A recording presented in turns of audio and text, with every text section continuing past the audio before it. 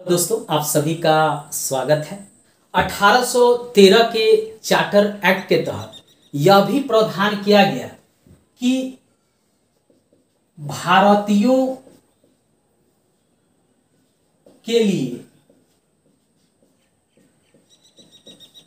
शिक्षा का विकास उनमें हो, उसके लिए 1 लाख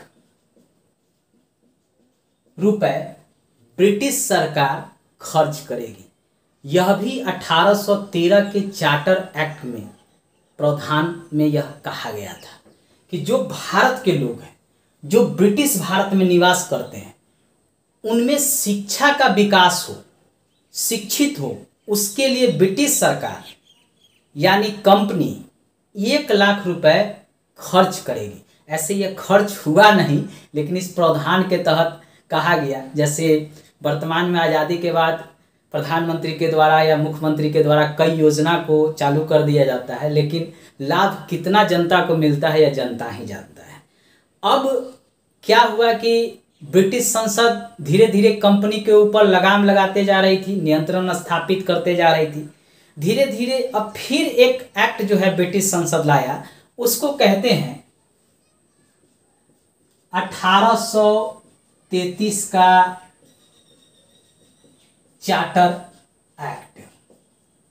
यह भी याद रखिएगा, 1833 का चार्टर एक्ट।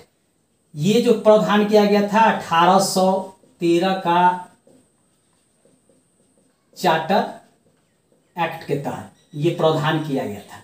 अब 1833 के चार्टर एक्ट के तहत क्या क्या ब्रिटिश संसद ने कंपनी के ऊपर प्रतिबंध लगाया, आइए यह जानते हैं। पहला प्रतिबंध लगाया कि कहा कि अब जो है व्यापार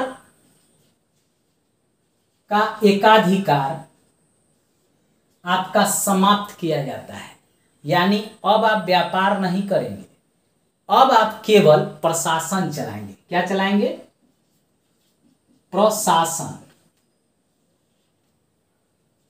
का अधिकार। कहा कि देखिए company, east India company, British संसद ने कहा कि देखो ईस्ट इंडिया कंपनी, अब तुम व्यापार जो है नहीं करोगे, अब तुम केवल भारत में प्रशासन चलाओगे। यानी उनका व्यापारिक एकाधिकार समाप्त कर दिया गया।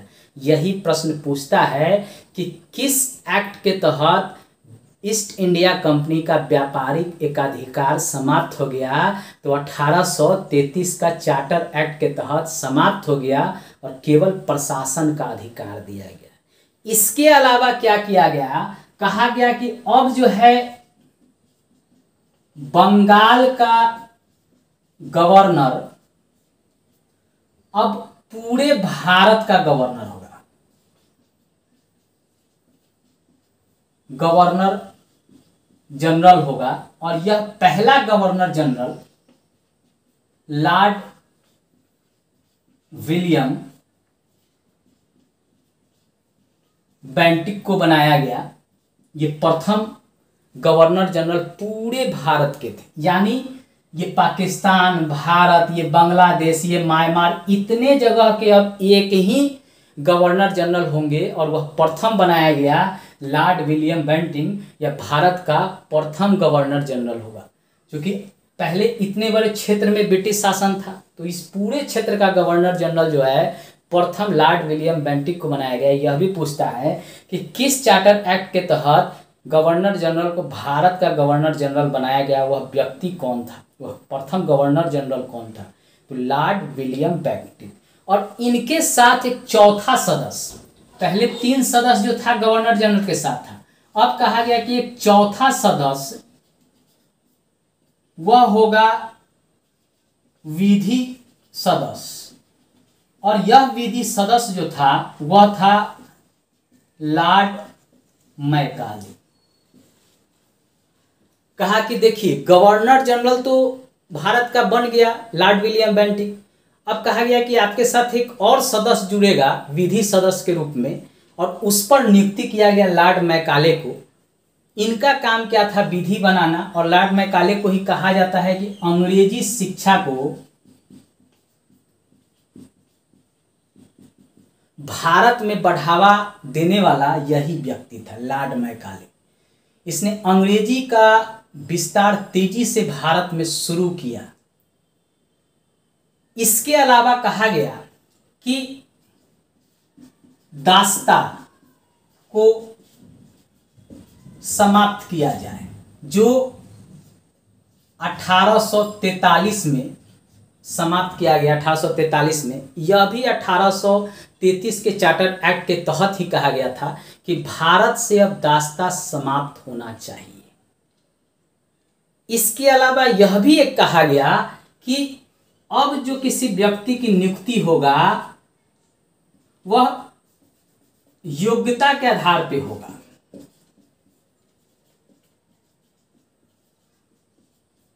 आधार पर होगा। अब केवल लिंग के आधार पे, जाति के आधार पे, वंश के आधार पे नहीं नियुक्ति होगा। अब जिस व्यक्ति में योग्यता होगा उसी की नियुक्ति जो है पद पे किया जाएगा, किसी भी संवैधानिक पद पे। अब यह क्यों किया गया, इसका भी कारण है, क्योंकि यह देखा जा रहा था ब्रिटिश संसद के द्वारा कि जो राजे महाराजे थे, जो नवाब थे, वह क्या करते थे कि अपने रसूख का उपयोग करके अपने व्यक्ति को ऊंचे ऊंचे पद पे नियुक्त करवा देते थे। और ब्रिटिश संसद यह समझ गई थी कि यह उनका व्यक्ति ही होगा और जब कभी हमें इनकी आवश्यकता होगी तो यह हमारा विरोध करेगा। इसीलिए अब जो है योग्यता का नारा दिया गया और कहा गया कि नहीं भाई, हम अपने स्तर पे अपने लोगों को नियुक्त करेंगे किसी भी पद पे। अब कोई जो है लिंग, वंश, जाति के आधार पे नियुक्त नहीं किया जाएगा। भारतीय संविधान में भी आज़ादी के बाद अनुच्छेद 15 में यह बात कहा गया है। आगे हम जब पढ़ाएंगे तो उस पर विस्तृत चर्चा करेंगे।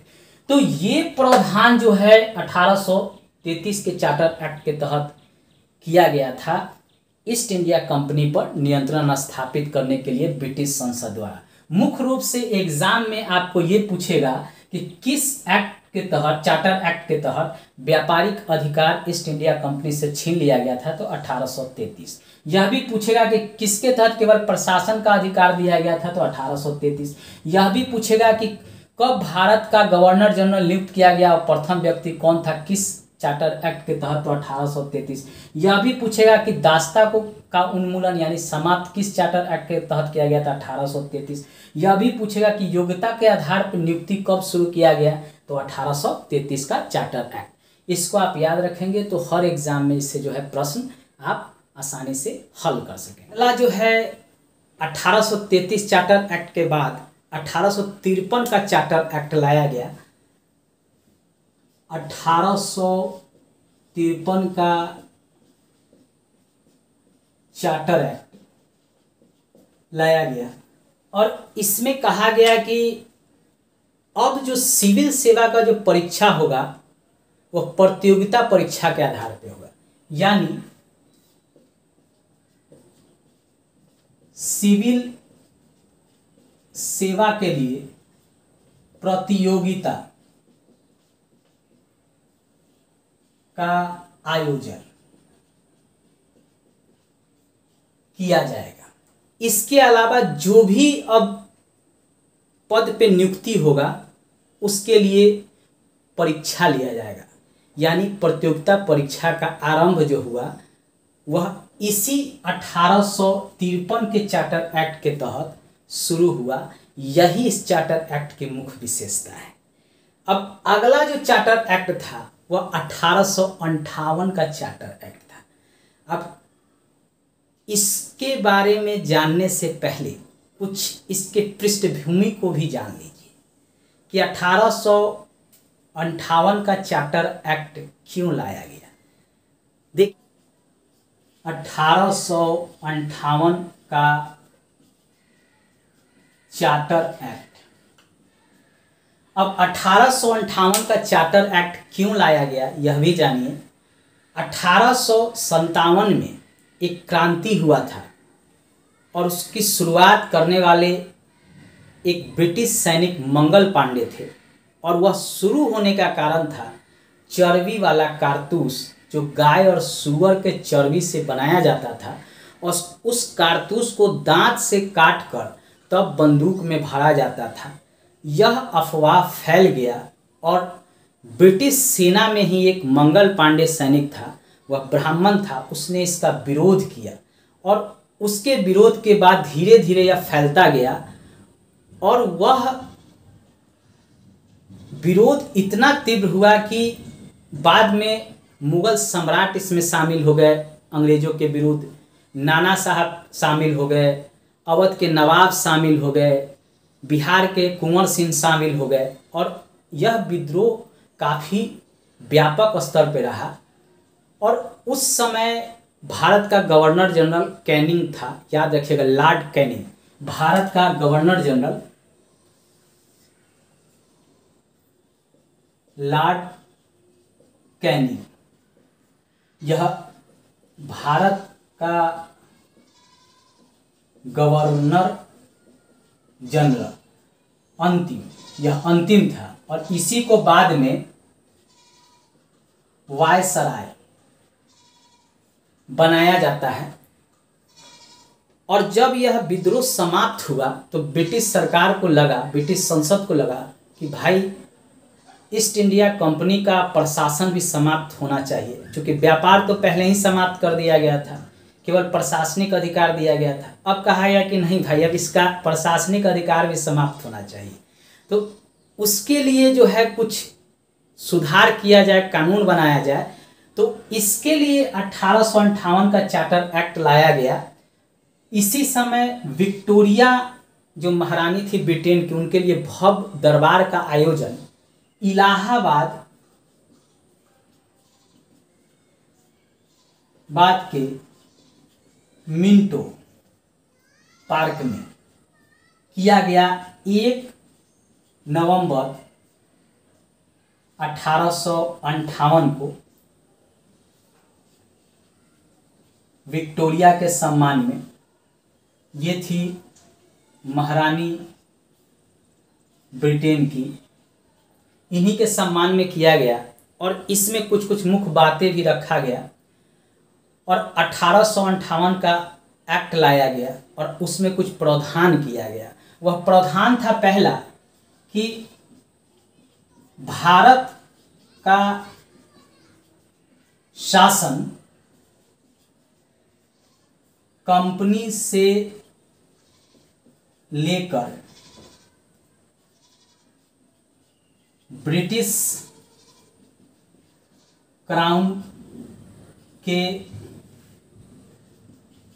हाथों में देना, यानी अब जो है ब्रिटिश क्राउन के हाथों में भारत का शासन जो है दे दिया गया ईस्ट इंडिया कंपनी से लेकर, यानी उसका प्रशासनिक अधिकार भी समाप्त हो गया।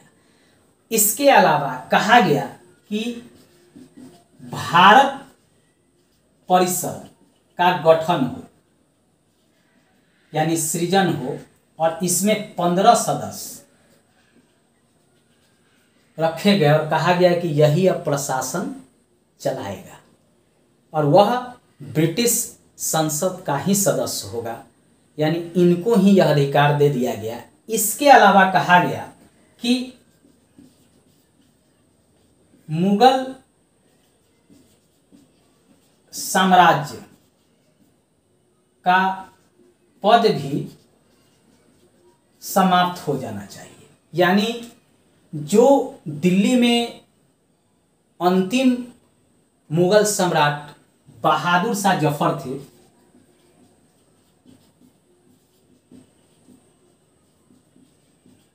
थे, मुगल सम्राट, उनको क्या हुआ, इनको बादशाह कहा जाता था। प्राचीन समय में सम्राट होता था, लेकिन मध्यकाल में मुगल बादशाह होते थे। तो इनको बहादुर शाह जफर को उठा के रंगून भेज दिया गया, रंगून भेजा गया, यानी यहाँ दिल्ली से उठा के सीधे म्यांमार में यह जगह है रंगून, यहाँ से सीधा उठा के उनको ये रंगून भेज दिया गया। मैप बनाने का यही मकसद है कि आपको चीज़ स्पष्ट हो जाए कि उस समय भारत के तहत और कौन सा देश भारत के ही अंग थे, यह भी समझ में आ जाए। और रंगून भेजा गया बहादुर शाह जफर जो अंतिम मुगल बादशाह थे, और अब जो है मुगल साम्राज्य का जो पद था सम्राट का वह भी समाप्त कर दिया गया। इसके अलावा यह भी कहा गया कि अब प्रशासन जो है ब्रिटिश संसद के द्वारा ही भारत का चलाया जाएगा और व्यापार भी। तो यह जो 1858 का चार्टर एक्ट है वह काफ़ी इम्पोर्टेंट है। सबसे अधिक तो पूछता है कि वायसराय का गठन किस चार्टर एक्ट के तहत हुआ था, तो 1858 के चार्टर एक्ट के तहत। प्रथम वायसराय कौन था, तो लॉर्ड कैनिंग था। अंतिम गवर्नर जनरल भारत का कौन था, तो लॉर्ड कैनिंग था। पूछता है कि प्रथम वायसराय कौन था, तो लॉर्ड कैनिंग था। अंतिम भारत का गवर्नर जनरल कौन था, तो लॉर्ड कैनिंग था। इलाहाबाद में मिंटो पार्क में कब जो है विक्टोरिया के सम्मान में सभा का आयोजन किया गया था, तो 1 नवंबर 1858 में किया गया था। भारत का शासन कब कंपनी के हाथ से ले लिया गया यानी समाप्त किया गया, तो 1858 के चार्टर एक्ट के तहत। भारत परिषद का सृजन कब हुआ, तो 1858 के चार्टर एक्ट के तहत। मुगल साम्राज्य का पद समाप्त कब हुआ, तो 1858 के चार्टर एक्ट के तहत। इसके तहत लगभग 5-6 प्रश्न जो है यहाँ से पूछता है, इसलिए 1858 का चार्टर एक्ट काफ़ी इम्पोर्टेंट है। इसलिए परीक्षा में अगर सभी चार्टर एक्ट आपको याद ना हो तो कम से कम कुछ मुख्य चार्टर एक्ट को जरूर याद कर लीजिएगा। जैसे ये VVI है, इस चार्टर एक्ट में जो भी प्रावधान बनाए गए हैं उसको जरूर याद रखिएगा।